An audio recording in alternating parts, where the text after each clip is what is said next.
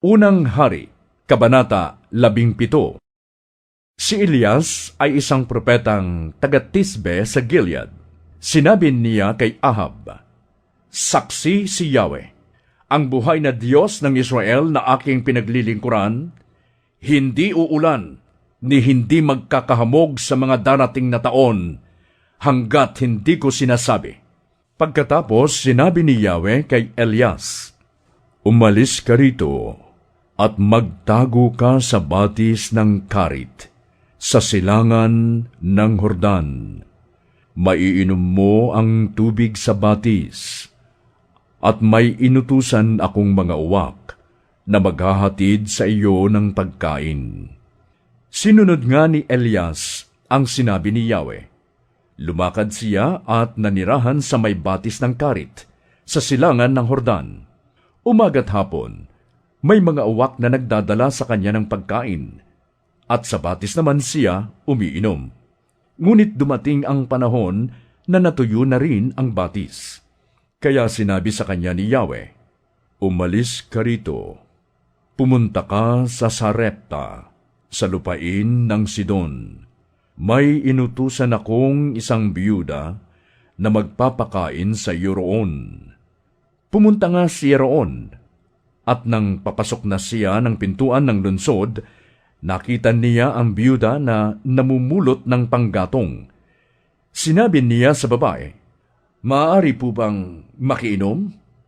Aalis ng babae upang ikuha siya ng tubig nang pahabol niyang sabihin, "Kung maaari, bigyan mo na rin ako ng kapirasong tinapay." Sumagot ang babae, "Saksi si Yahweh, ang inyong buhay na Diyos, na wala na kaming tinapay. Mayroon pa kaming kaunting harina at ilang patak na langis.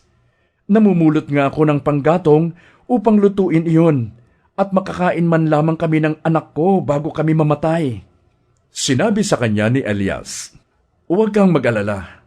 Pumunta ka na at gawin mo ang iyong sinabi. Ngunit ipagluto mo muna ako ng isang maliit na tinapay, at pagkatapos, magluto ka ng para sa inyo. Sapagkat ganito ang sabi ni Yahweh, Diyos ng Israel, hindi ninyo mauubos ang harina sa lalagyan, at hindi rin matutuyo ang langis sa tapayan, hanggang hindi sumasapit ang takdang araw na papatakin na ni Yahweh ang ulan."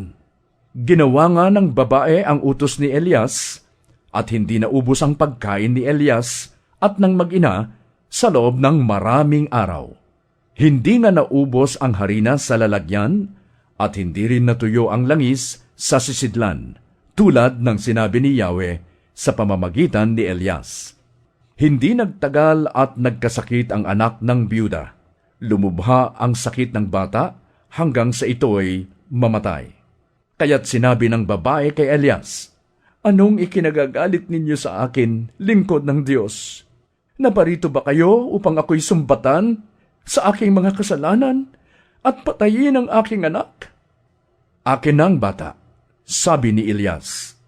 At kinuha niya ang bata, ipinanhik sa itaas, sa silid na kanyang tinutuluyan.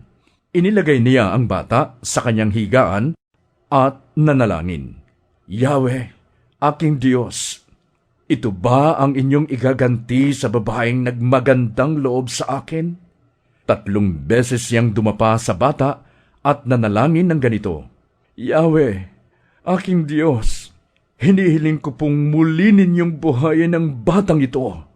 Dininig ni Yahweh ang dalangin ni Elias at muling nabuhay ang bata.